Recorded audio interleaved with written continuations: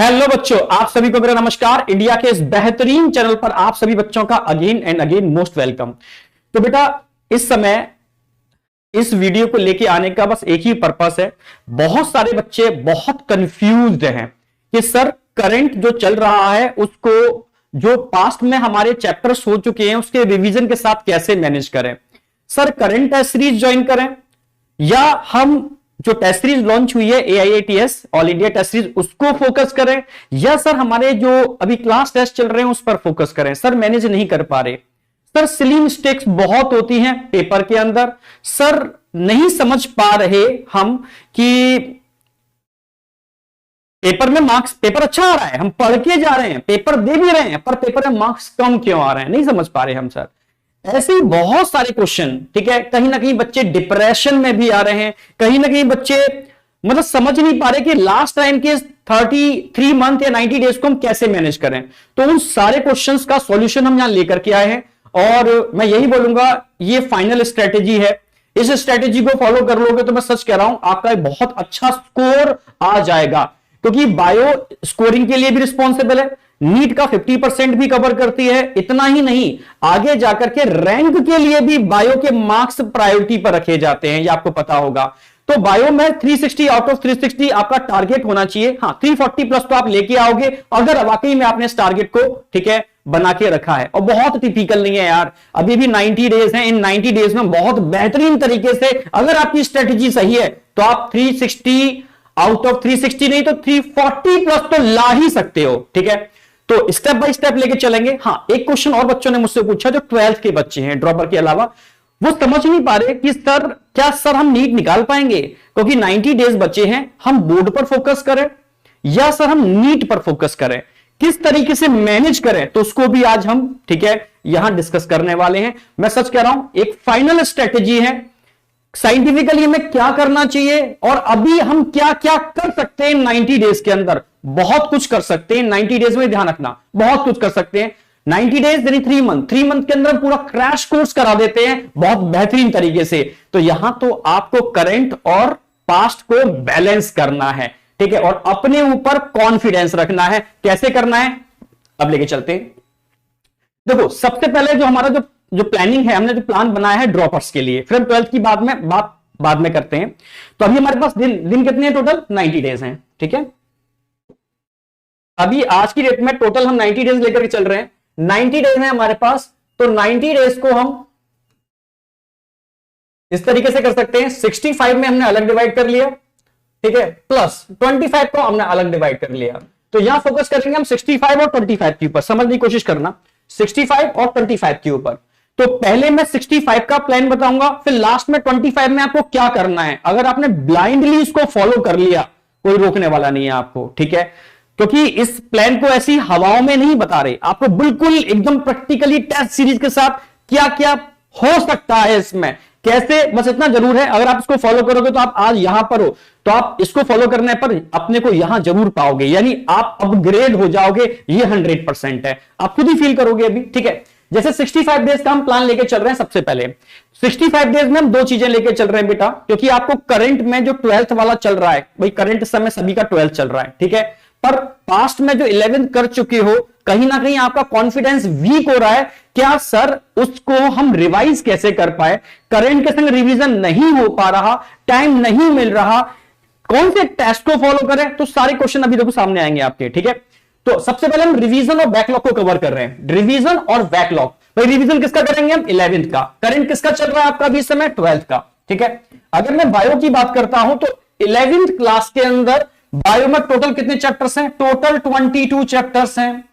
ऐसे ही 12th में total कितने चैप्टर्स हैं? 16 चैप्टर्स हैं, ठीक है। अब समझना, तो पहले हम आ जाते हैं रिवीजन स्ट्रेटेजी क्या होगी करंट के साथ। रिवीजन स्ट्रेटेजी क्या होगी करंट के साथ, समझने की कोशिश करना बिल्कुल आराम से। तो भाई 22 चैप्टर्स हैं, दिन कितने हैं हमारे पास? 65। अप्रोक्सीमेटली 3 डे पर चैप्टर आपको देखने को मिल रहा है, ठीक है।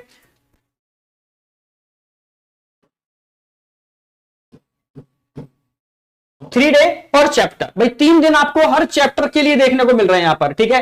यानी यार 3 दिन में एक चैप्टर नहीं कर पाओगे, हम रिवीजन की तो बात कर रहे हैं, ठीक है, क्या बताओ भाई, 2 घंटे में एक चैप्टर का पूरा रिवीजन होता है, हम आपको 3 दिन दे रहे हैं। आप खुद समझना, हम आपको 3 दिन दे रहे हैं रिवीजन का, क्या 3 दिन में एक चैप्टर बायो को रिवीजन नहीं कर पाओगे आप? मैं रिवीजन की बात कर रहा हूं, ठीक है। सुबह का टाइम रिवीजन के लिए बहुत परफेक्ट होता है, ठीक है, अगर आपका इवनिंग बैच है। अगर मॉर्निंग बैच है तो आप लास्ट टाइम जब कोचिंग से आते हो तब भी आप रिवीजन स्ट्रेटेजी फॉलो कर सकते हो, मॉर्निंग या इवनिंग, ठीक है, दोनों ऑप्शन आपके पास हैं, ठीक है। तो मेरी बात समझने की कोशिश करना। तो हम बात कर रहे हैं अभी रिवीजन और बैकलॉग को कवर करने के लिए टारगेट हमारा क्या है, 11th। करंट को भी लेके चलेंगे, पास्ट को लेके चल रहे हैं, रिवीजन स्ट्रेटेजी क्या होगी। 22 चैप्टर्स हैं बायो में, दिन हमें कितने मिल रहे हैं, 65। तो 3 डेज में हम पर चैप्टर, 3 डेज पर चैप्टर हम कवर करने वाले हैं। आप बताओ हो सकता है या नहीं हो सकता? भाई 3 दिन में एक चैप्टर का रिवीजन हो सकता है, बहुत आसानी से हो सकता है, समझे ना मेरी बात।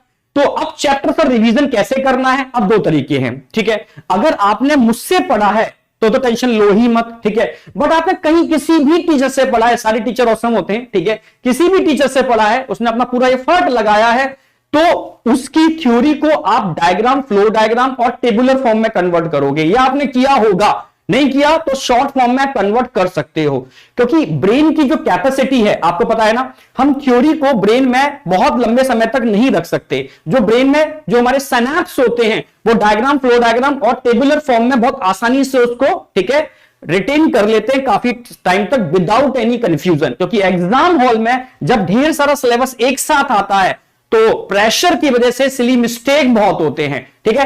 तो आपको क्या करना है, डायग्राम, फ्लो डायग्राम और टेबुलर फॉर्म में अपने डेटा को कन्वर्ट करना है, सारे डेटा को, ठीक है। तो सबसे पहली प्रायोरिटी क्या होगी, नोट्स। बच्चे पहले एनसीईआरटी उठाते हैं, क्योंकि एनसीईआरटी टिपिकल इसलिए होती है क्योंकि एनसीईआरटी ने जो अच्छी इंटरनेशनल बुक्स हैं उनकी लाइनों को डायरेक्टली डाल दिया है यहां पर विदाउट एनी एक्सप्लेनेशन, इसलिए वो कभी समझ में आ ही नहीं सकती डायरेक्टली। तो इसलिए आपको नोट्स की हेल्प लेनी पड़ेगी। तो नोट्स कंसेप्चुअल उस चैप्टर को ब्रेन में सेट करेंगे, पर एनसीईआरटी की लाइन टू लाइन उठती है, ठीक है। तो अब डायरेक्ट एनसीईआरटी नहीं पढ़ोगे, अब क्या करोगे आप, एनसीईआरटी बेस्ड या NCERT line wise line question series मैं भी आपको प्रोवाइड कराता हूं। मैं क्या मतलब है, हम पीडब्ल्यू आपको प्रोवाइड कराता है, डीपीपी की फॉर्म में प्रोवाइड कराता है, प्रैक्टिस शीट की फॉर्म में प्रोवाइड कराता है, ठीक है। और ढेर सारी बुक्स भी हैं जो कहीं ना कहीं लाइन बाय लाइन इस चीज को, ठीक है, आपको देती हैं, तो आप उनको यूज कर सकते हो। तो आप क्वेश्चन लगाओगे और साथ में पीवाईक्यूज। तो पहला टारगेट तो पीवाईक्यू है। भाई पीवाईक्यू से क्या फायदा होगा, आपका सेल्फ कॉन्फिडेंस बढ़ेगा। आप समझना, आपको पता तो होना चाहिए जिससे आप लड़ने वाले हो, जिससे आपकी फाइट होने वाली है, आखिर उसमें कितना दम है, उससे आपका कॉन्फिडेंस लेवल में 100% कहता हूं बहुत बढ़ेगा। ज्यादा नहीं, पीवाईक्यू आप ज्यादा से ज्यादा आप 8 ईयर के, बहुत ज्यादा नहीं बोल रहा हूं, ओनली 8 ईयर के आप पीवाईक्यू लगा लो, 8 सालों के पीवाईक्यू लगा लो, ठीक है। 8 सालों के पीवाईक्यू लगाने के बाद आपका सेल्फ एनालिसिस बहुत बेहतरीन हो जाएगा, ठीक है, बहुत बेहतरीन। तो अभी आप इतना कर सकते हो, रिवीजन कर रहे हो तो चैप्टर वाइज पीवाईक्यू लगाओगे आप। जैसे आपने कोई भी एक चैप्टर उठाया डाइजेस्टिव सिस्टम, तो डाइजेस्टिव सिस्टम के पीवाईक्यू लगा लो, आपका कॉन्फिडेंस बढ़ जाएगा। यार इस लेवल के क्वेश्चन आ रहे हैं, हम सोच रहे थे किस लेवल के आते होंगे, क्या हम इसको फाइट कर भी पाएंगे या नहीं कर पाएंगे, इससे आपका कॉन्फिडेंस लेवल खतरनाक हो जाएगा पीवाईक्यू लगाने के बाद। पर आपको एनसीईआरटी पर कमांड करनी है, फिर NCERT based line by line, जो भी एनसीईआरटी लाइन बाय लाइन आपको क्वेश्चन मिल जाए, ऑलरेडी हम बहुत सारे प्रोवाइड करा रहे हैं आपको, ठीक है, उन क्वेश्चंस को लगाओगे, ठीक है। आप क्वेश्चंस भी लगा लिए नोट्स के बेस पर। अब अगर टाइम मिल रहा है, अब आप एनसीईआरटी पर फोकस करोगे विद समरी, तो समरी से भी क्वेश्चन उठ रहे हैं, एनसीईआरटी थ्योरी जो चैप्टर दे रखा है वहां से भी क्वेश्चन उठ रहे हैं, यहां तक कि साइंटिस्ट के नाम है उनके नीचे लेबलिंग दे रखी है, या डायग्राम की जो लेबलिंग दे रखी है वहां से भी क्वेश्चन उठ रहे हैं। तो छोड़ना कुछ भी नहीं है, ठीक है। जब आप एनसीईआरटी पढ़ोगे ना तो आपकी एनसीईआरटी पढ़ने की अप्रोच अब चेंज हो जाएगी। अब अप्रोच क्या होगी, जब आप एनसीईआरटी की एक एक लाइन पढ़ोगे, तो क्वेश्चन कर चुके हो, तो उस हर लाइन पर वो क्वेश्चन आप पर रिफ्लेक्ट करेगा, बेहतरीन मेमोरी बनेगी। क्योंकि एनसीईआरटी याद नहीं की जा सकती, बहुत लिस्ट है, टिपिकल है, ठीक है, क्योंकि वो प्रॉपर तरीके से एक्सप्लेनेशन नहीं देती, इसलिए आपको याद नहीं किया जा सकता एनसीईआरटी को। हाँ, क्वेश्चन करने के बाद जब आप एनसीईआरटी लगाते हो, तो मैं सच कह रहा हूं एनसीईआरटी काफी हद तक आपके ब्रेन में सेट होती है। ये प्रैक्टिकली बता रहा हूं, हवा में बात नहीं चल रही, प्रैक्टिकली, ठीक है। क्योंकि एनसीईआरटी की एक एक लाइन पर आप क्वेश्चन नहीं बना सकते, तो एनसीईआरटी की एक एक लाइन के क्वेश्चन आप नोट्स की थ्योरी के बेस पर कर चुके हो, तब आप करोगे ना, आपकी एनसीईआरटी एकदम क्रिस्टल क्लियर होना चालू हो जाएगी। तो टारगेट क्या है रिवीजन में, क्या करना है आपको, पहले आपके अपने टीचर के नोट, मेरे नोट्स अगर आप पढ़ रहे हो, ठीक है, या मेरी क्लास आपने ज्वाइन की है, तो मैंने क्लास में ही बहुत तरीके से इंटरकनेक्ट करके डायग्राम, फ्लो डायग्राम और टेबुलर फॉर्म में कन्वर्ट करके आपके ब्रेन में सेट कराने की कोशिश करता हूं, ठीक है। क्योंकि उसमें साइंस इंक्लूड है, बहुत बेहतरीन साइंस के साथ में आपको, ठीक है, हर चीज ब्रेन में सेट करने की कोशिश करता हूं, तो वो ऑलरेडी हो रही होगी, ठीक है। तो यहां आप इस चैप्टर को कवर करोगे डायग्राम, फ्लो डायग्राम और टेबुलर फॉर्म में, तभी याद रहेगा, ठीक है।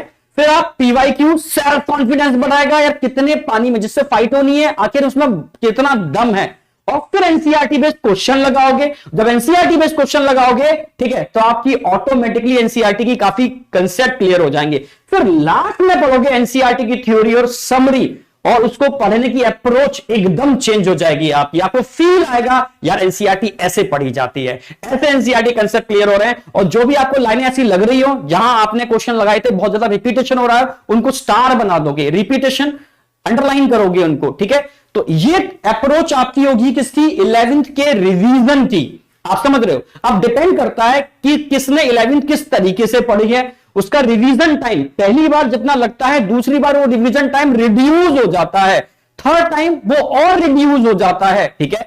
तो रिवीजन टाइम हर बार रिड्यूस होता जाएगा। तो इस तरीके से आप रिवीजन करोगे। टाइम नहीं है तो आप नोट्स पर बहुत अच्छी कमांड करोगे, ठीक है। क्वेश्चन की प्रैक्टिस थोड़ी कम कर देना, पर एनसीईआरटी थ्योरी पढ़ लेना, पर इसको फॉलो कर लिया तो मजा आ जाएगा, ठीक है। पीवाईक्यू छोड़ने नहीं है, क्योंकि पीवाईक्यू आपके कॉन्फिडेंस को बढ़ाने के लिए रिस्पॉन्सिबल है। तो समझ में आ गया ना कि हमारे पास रिवीजन के लिए भाई कितने दिन है, कितने दिन है बेटा, 65 डेज हैं। 65 डेज के अंदर आपको पर चैप्टर रिवीजन के लिए कितने दिन मिल रहे हैं, 3 दिन मिल रहे हैं। क्या 3 दिन में चैप्टर रिवाइज नहीं कर पाओगे, आप ही बताओ, ठीक है। इस स्ट्रेटेजी के साथ नहीं कर पाओगे, कर पाओगे यार, 3 दिन बहुत होते हैं, ठीक है। एक बात क्लियर होगी, कर पाएंगे सर, ठीक है। बस सुबह के 2 घंटे देने हैं आपको, 2 घंटे में काम हो जाएगा हमारा, ठीक है। अब बात करते हैं करंट को कैसे मैनेज करना है। अच्छा एक बात और, अब बच्चे बोल रहे हैं, बच्चों ने मुझे ये भी पूछा था कि सर एनसीईआरटी बेस्ड क्वेश्चन कितने करने चाहिए। ऑलरेडी जब आपने 11th की थी, ठीक है, तो ऑलरेडी बहुत सारे क्वेश्चंस लगाए थे आपने, डीपीपी भी हमने आपको दी थी, ठीक है, प्रैक्टिस शीट भी आपको दी थी हमने, ठीक है। ऑलरेडी काफी चीजें हमने आपको दी थी क्वेश्चन प्रैक्टिस करने के लिए। उनमें हमने आपको बोला भी था कि बेटा क्वेश्चन लगाना, तो जो क्वेश्चन टिपिकल थे उन क्वेश्चंस को सर्किल करते जाना। तो अब जब रिवीजन करोगे ना, तो उन सर्किल्स का करोगे जो 100 में से 10 सर्किल आए होंगे, ठीक है। या नए क्वेश्चंस करने हैं एनसीईआरटी बेस्ड, कोई नया सोर्स मिल रहा है आपको, तो अप्रोक्सीमेटली 120 क्वेश्चन लगा लो एनसीईआरटी बेस्ड। और क्वेश्चन भी जब लगाओगे ना, तो ओएमआर पर लगाने हैं आपको, टाइम के साथ लगाने हैं आपको, ओएमआर पर टाइम के साथ, इससे स्पीड बढ़ती है, ठीक है। तो एनसीईआरटी बेस्ड क्वेश्चन 120 लगा लो, पीवाईक्यू लगा लो, नोट्स कवर कर लो, फिर फाइनली एनसीईआरटी की थ्योरी पर फोकस करोगे। एक बात क्लियर हो गई, ये रिवीजन की स्ट्रेटेजी रहेगी। एकदम गांठ बांध लो, गांठ बांध लो का मतलब है कि यही फॉलो करना है अगर आपको सही तरीके से चलना है आगे, ठीक है। अब आगे करंट कैसे कवर करना है। करंट के अंदर आपको टोटल कितने चैप्टर मिल रहे हैं, 16 चैप्टर मिल रहा है, 16 चैप्टर है, ठीक है।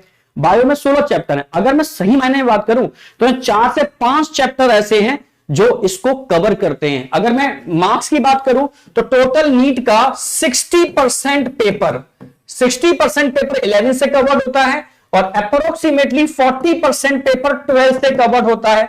और 40% में भी जो मैक्सिमम वेटेज वाले चैप्टर हैं ये 4-5 चैप्टर हैं, ठीक है। 40% में ये कवर कर लेते हैं।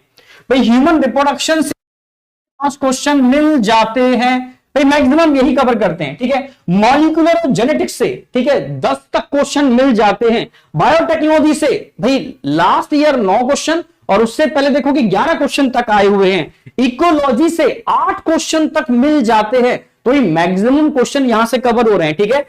तो 40% का जो मैक्सिमम पार्ट है जो करंट में चल रहा है, इसको अच्छी तरीके से पढ़ोगे, अच्छी तरीके से, यानी करंट को बहुत बेहतरीन तरीके से करोगे कि हमें रिवीजन का मौका मिलेगा या नहीं मिलेगा पता नहीं, पर करंट पर हम पूरा फोकस करेंगे, बैकलॉग नहीं आने देंगे, क्वेश्चन के साथ करेंगे। यानी करंट टॉपिक जो धीरे धीरे चल रहे हैं उन पर अच्छे से फोकस करोगे। इनमें बायो के ये 4-5 टॉपिक हैं, इनको बहुत परफेक्ट तरीके से ब्रेन में सेट करोगे, ठीक है। करंट टीचर के साथ कोई भी प्रॉब्लम छोड़नी नहीं है।